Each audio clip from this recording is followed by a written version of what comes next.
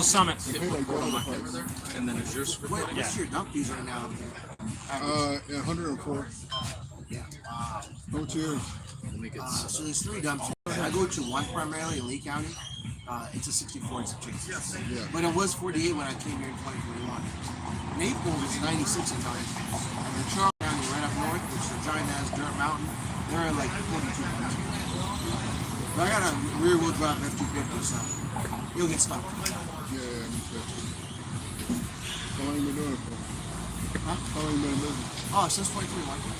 When I moved from Northern Virginia. So What part? Winchester. You know, I-81. I live in Dale City. I was stationed in Quantico. Is that near Hampton Road? It's 95. It's 95 okay. and south of DC. Oh, okay, gotcha. Yeah, it's an hour and a half west. Okay. 1-1. Do you see the stuff moving right here on this thing right here? 1-1. Hey, Yep, hey, yep. hey. Yeah? Okay. The little green bars? I'm ready. Hey, guys, we're live here at the Dallas Junk Removal Summit starting in a couple hours. We're at the Carson podcast right now. Go ahead. Hey everybody, welcome to the Carson Alexander podcast. Today we are actually doing our first episode, and I have a guy who has helped me in my business that I do day to day. He's impacted a lot of people, and we are actually at his event for the industry. I have a guy who's been doing junk removal for at least 16 years. He's an industry veteran. He does a lot on social media. He helps a lot of small business owners go in the right direction. I have none other than Ricardo Hernandez. How's it going, my What's friend? up, guys? Dude, I'm loving it. Dallas Junk Removal Summit. We're here at my headquarters, ready to pump it out, and we got a podcast going. I'm like totally blown away by this, man. I don't know. It took me forever to build it up. It looks professional. Hernario said it looks good. Ivan thinks it looks good. Awesome. Yeah. Yeah, this is the first time I've actually seen your property here in Dallas, and I gotta say it's pretty cool. Yeah, you like it? I mean, you have all the trucks, equipment, a facility. I know that Ricardo actually does a haunted house on this property, and he also has a Christmas event at this property as well. So you've been able to utilize this property for quite a few things. Yes, I sure do. So every October we have a haunted house. So, but I want to tell you that foremost, it's a junk removal business. I have my trucks, I have my trailers, I have my equipment, I have my dumpsters. So, and then I just, a couple of years ago, well, actually 4 years ago, I saw the ability that, hey, I'm paying rent here, I might as well use it for something else. And I ran a haunted house, and we ran a Christmas, but we're a junk removal service, and now we have a summit here. Yeah. Well, and so one of the things that you're known for is your activity on social media. Okay, yeah. So when it comes to social media, how do you think that you have leveraged social media to help grow your junk removal business? What platforms have you used, and how do you turn your content into active income for your business? That's great. I'm glad you brought that up. So, of course, SEO works off clicks, right? As many people can come to my website, the better off I am.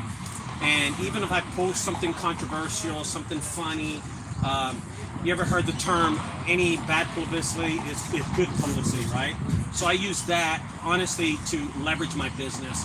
I use the people that hate me and the people that love me to come to my website, come to my social media. Of course, I am very active on it. I post a lot of videos. I use Instagram, Facebook, TikTok, all the big ones to help influence my brand, first of all. But second, honestly, it's for my customers, not for other junk companies across the U.S. But junk companies started asking me questions. I took advantage of it about maybe 10 years ago, and since then I'm here. And look, we got a junk removal summit. We got a podcast, brother. We're in Dallas. Yeah. So whenever you started off your junk removal business, how did you go about actually finding out about it? What sparked the interest of you getting into the industry, and why did you choose junk removal over a different home service business? What was it about junk removal that had you go all in? So honestly, I started this 16 years ago. I was doing moving. I had my dad's van who he let me borrow. It was a Dodge 3500. Long story short, one of my first customers that I started doing moving to was a wealthy woman, highly Honda, and I went to her home. She was the owner, and she calls me in the garage and she says, hey man, I need you to move this stuff. And I start loading it like I'm a moving company, right? I thought honestly I was a moving company. And I start moving everything. And she says, yeah, I want you to move it from here to the landfill. And I'm like, no, I move people.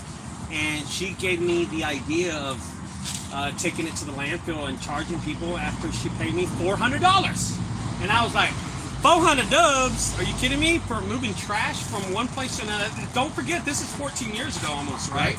And I'm thinking, $400 for moving trash? Yeah, I'll do this more often. So I used what was near to me, what was online, and I started using Craigslist. Of course, Craigslist was my golden egg, and Facebook, and I started posting on another website called Oodle, and from there on, it just started getting a lot more busier, and that's honestly what I use, but that was the reason why I started jumping over.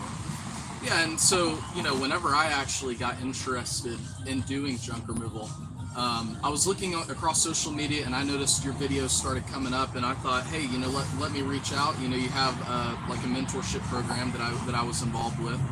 And you really helped show me the possibilities of making a lot of money. Before I was in a 9-to-5 job, working for someone else. How is it easier or is it more difficult for people nowadays to get started running their own junk removal business? And what can someone expect out of getting started in the industry? I think listen, 16 years ago when I started, Carson, it's just the same challenge you're going to have today. The only difference is that today there's people out helping you. There's out people tricking you. There's out people scamming you. There's out people offering different services. But the information is out there. It's still out there. It's willing. You just got to weed out the people that aren't here to help and the people that are here to help. And this summit is a perfect example. I'm not selling anything. I have nothing to sell. You know what I mean? I'm giving the information so this industry can grow, and so the brand junk removal, that service industry, that brand junk removal will get out there, and customers and clients and commercial business will actually know what the hell we do. Yeah, and I know that whenever I had first caught the entrepreneurship bug, I'm 24 right now, and so I caught it, around 18. I was really wanting to figure out what business to start, and there's a lot of things out there like e-commerce. People say that they make money day trading or crypto, things like that. What do you have to say about some of these other online, highly promoted make money online?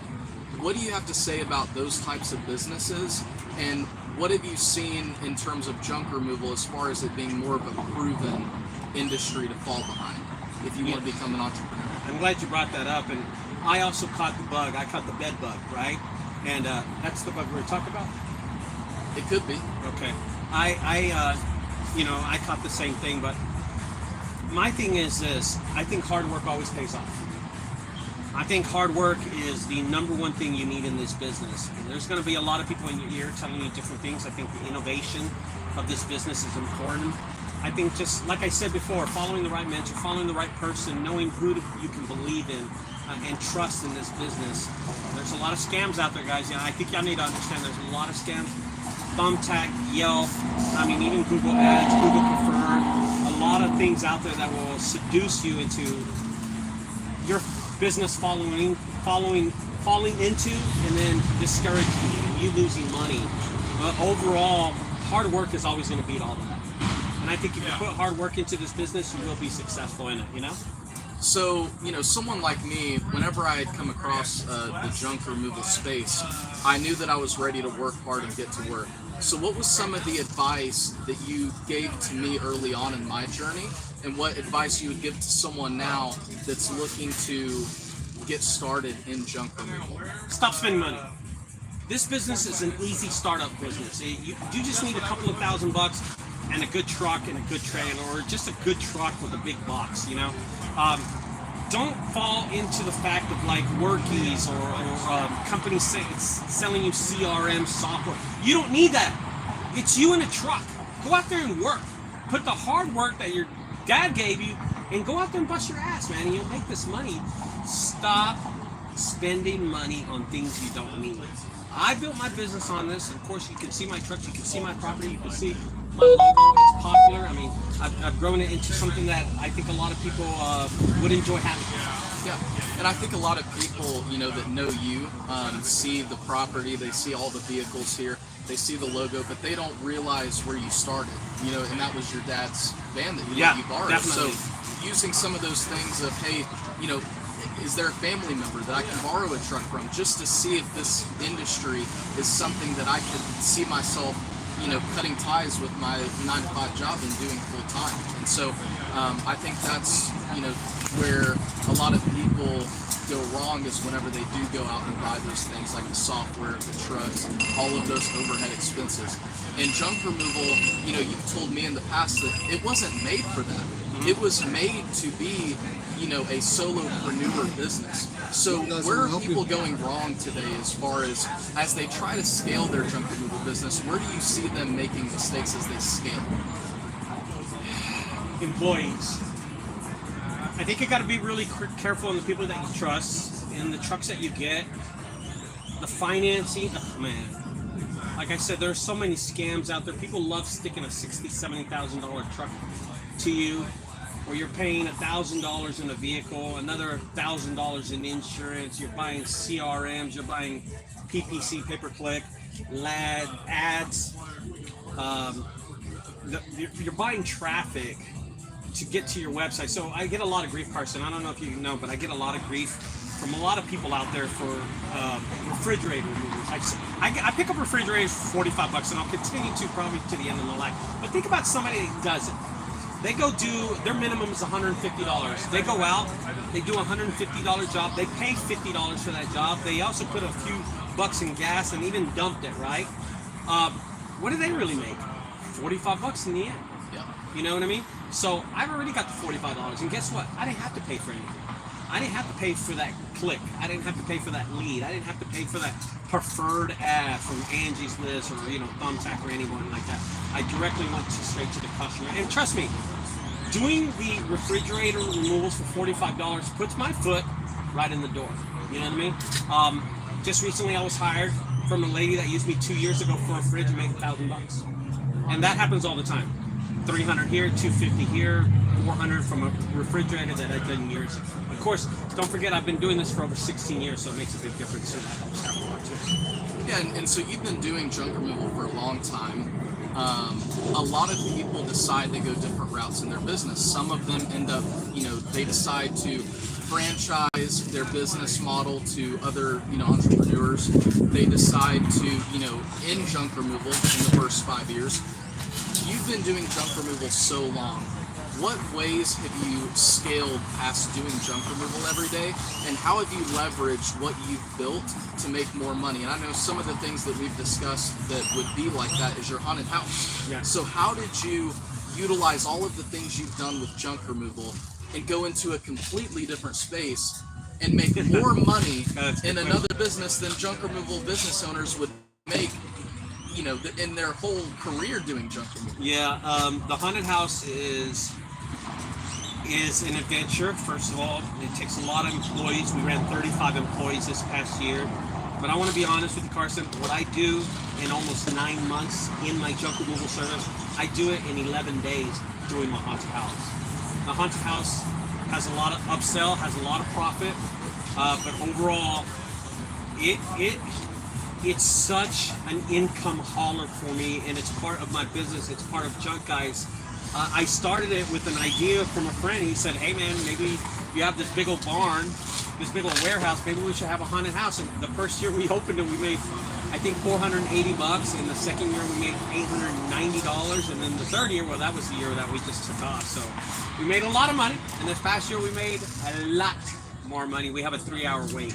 I think last year we had like a 2-hour wait, and this year was about a 3-hour wait. So it is very, it's just about utilizing every square foot. So I look at square feet in a building. I look at a square feet and what I can do with that square foot. Well, every part of this headquarters, I use it for my junk removal service, but I also use it for my haunted house. And picking up these refrigerators for $45, well, how do you think I made walls for my haunted house? Yeah. So there you go. You find opportunity in spaces that maybe people aren't seeing. And the normal haunted house owner would have to go buy a scene. I don't buy a scene. I get it for free. As a matter of fact, they pay me for that scene. So out of your entire haunted house, Mm-hmm. whenever someone first walks in the haunted house and walks out, how long are they in that haunted house for? So the longest was about 45 minutes. The shortest was about 5 minutes. So can you imagine how scared they were at 5 minutes? Where they just ran through it, jumped over fridges. We had some young kids that were jumping on top of the fridges just to get out of the haunted house. But the normal person, normally 15 to 18 minutes. $20, that's well worth it, man, for $20.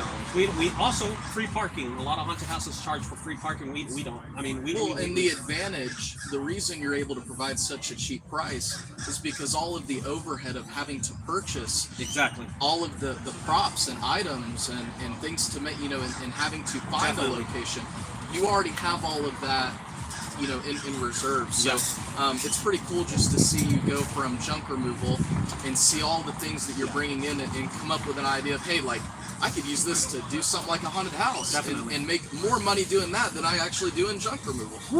It's kind of, I got 16 years in this business, and I have 4 years in the haunted house business. Can you imagine where I'd be with 16 years in a haunted house?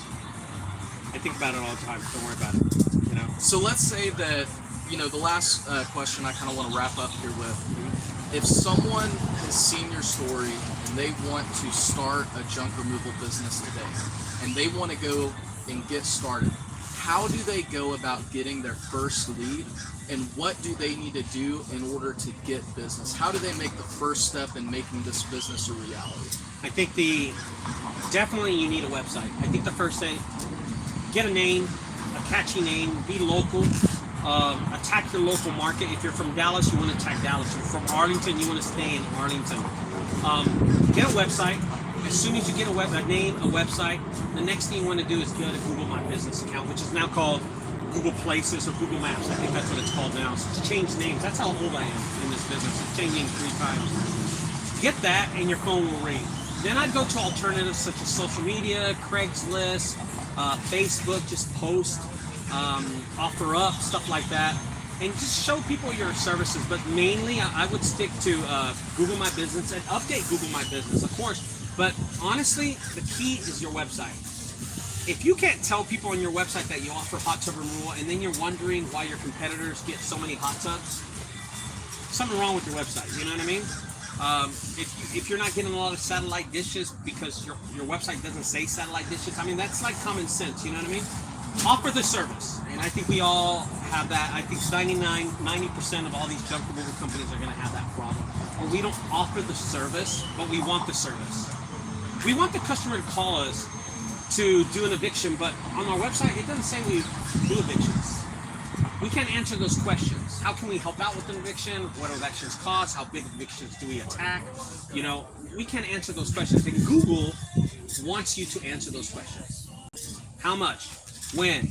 How big evictions do you do? Do you do evictions with bed bugs? Do you do evictions that have hoarder houses? You know what I mean? Because an eviction with a hoarder, an eviction's one thing. Eviction and a hoarder house is a totally different ballgame. An eviction with needles is a totally different ballgame. I mean, now you talk about hazmat. You know what I mean? And we are sort of certified. Junk Guys is certified for hazmat and has Whopper, and we do get some of those jobs, but it's a very high in margin job. I think for those listening, if you want a website that you can see to get an idea of what your website should look like, I know Ricardo has junkguysdfw.net. You can take a look at his website. I have junkguysnashville.com, and we have a family of brands under Junk Guys. You can go to our About Us page on junkguysnashville.com and go visit all of the different Junk Guys websites. We have a lot of information on our websites. As we wrap this up, is there anything that you want to tell the listeners, or maybe how they can reach? We have a lot of questions. We have a lot of questions on this phone. I didn't know if we could answer some of them. But is there a game or finish line for you doing junk removal? Well, that's from Jamon. That's Junk Guys Arden to ask me that question. And honestly, I think there is. I think that I have about 7 more years in this business, hopefully. I know there'd be good years, and I'll concentrate on this. But eventually, I would like to build my haunted house. You know what I mean? I would like to. Another question is, the end game is Tim Doss. That's pretty funny. Who maybe 16 nuts. Okay, we won't read that. Oh, okay. Yes, the summit starts the meet and greet starts from 6 to 9 o'clock tonight. So there are people here. There's Ivan right here from Florida, right? Yep. Anario from Tampa Bay. There's some people that rolled up a little early. They had nothing else to do but come here and chill out with us. And we're chilling out doing this, and I appreciate you interviewing for your podcast, man. Yeah. When does it come out? Do you know? Well, the people will know when they see this episode. Yeah, definitely. Thanks, guys. Appreciate that, and I appreciate you interviewing me, brother. Yeah. Thank you. I was gonna